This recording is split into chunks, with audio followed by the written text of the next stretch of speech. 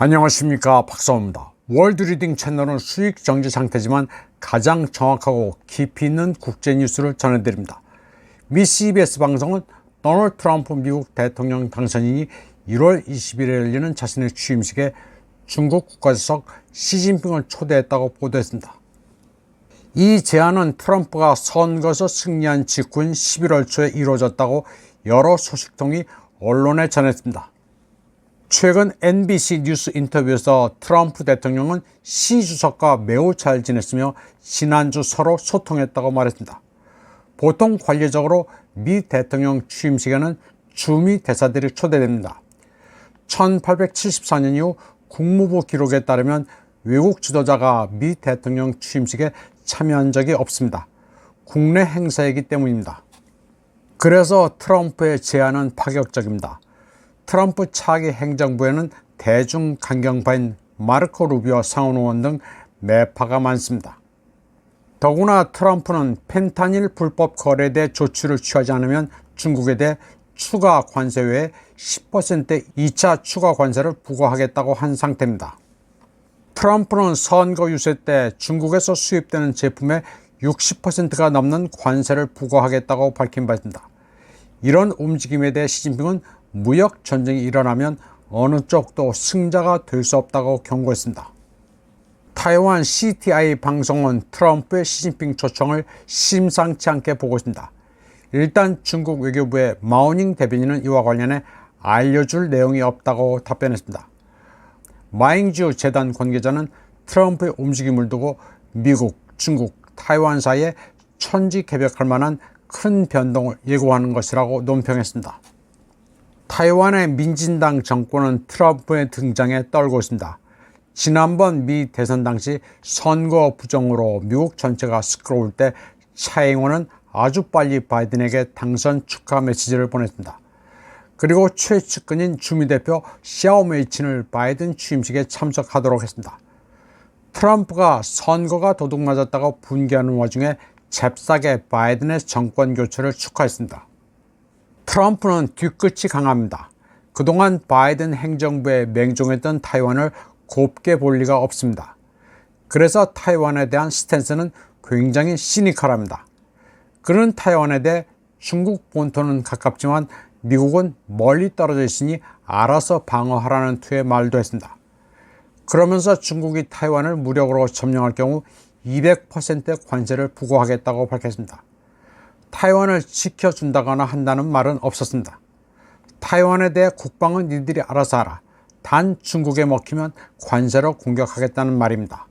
사실 하나만 아는 소리입니다. 윤석열 대통령은 지금까지 바이든을 추종해왔습니다. 타이완에 대한 트럼프의 입장을 그런 면에서 한국에도 대입해 볼 수 있습니다. 아메리칸 파이를 부르는 윤의 모습을 보고 트럼프가 무슨 생각을 했을지는 모르겠지만 상상은 가능합니다. 윤 정권은 미 대선에서 카말라 해리스가 당선될 줄로 알았을 것입니다. 한국의 주류 매체들이 다 그런 틀린 예상을 했었습니다. 그런 마당에 윤석열이 트럼프와 파트너라는 상상은 좀 너무 나간 것 아닌가 생각됩니다. 이를 두고 중국어 격언으로는 平时不烧香急来抱佛脚 평소 향불도 안 올리다가 급히 와서 부처님 발을 끌어안는다라고 표현합니다. 친하지도 않았는데 어느 날 갑자기 아쉬워지자 친한 척 한다는 얘기입니다. 트럼프가 시진핑을 취임식에 초대하려는 이유는 로우전 종식에 베이징이 나서달라는 신호입니다. 트럼프는 로우전 종식의 키를 중국이 쥐고 있다고 말하기도 했습니다. 중국이 나서서 러시아를 설득해줬으면 하고 희망하고 있습니다. 일단 중국 측은 간다 안 간다 분명히 밝히지는 않았지만 지금까지 정황을 보면 시진핑이 안 갈 가능성이 우세합니다. 그러나 트럼프 취임식까지는 아직 시간이 있는 만큼 시진핑의 방문 가능성을 100% 배제할 수는 없습니다. 이와 관련해 러시아 매체 짜르그라드는 트럼프가 중국을 미국의 주요 적이라고 선언했고 지난번 임기도 제재 등의 방법으로 중국과 싸웠기 때문에 시진핑 초대가 화해를 위한 것은 아니라고 분석했습니다. 또 중국이 러시아 공장에 산업용 장비를 공급했고 올해 초부터는 정찰 위성 이미지를 러시아에 제공해왔다고 보도했습니다. 또 폭발물과 화약 원료도 중국에서 수입하고 있다고 전했습니다.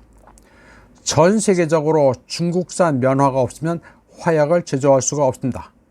면화에서 추출되는 니트로셀룰로즈가 화약의 연료인데 최대 생산지가 중국의 신장 우이그르입니다.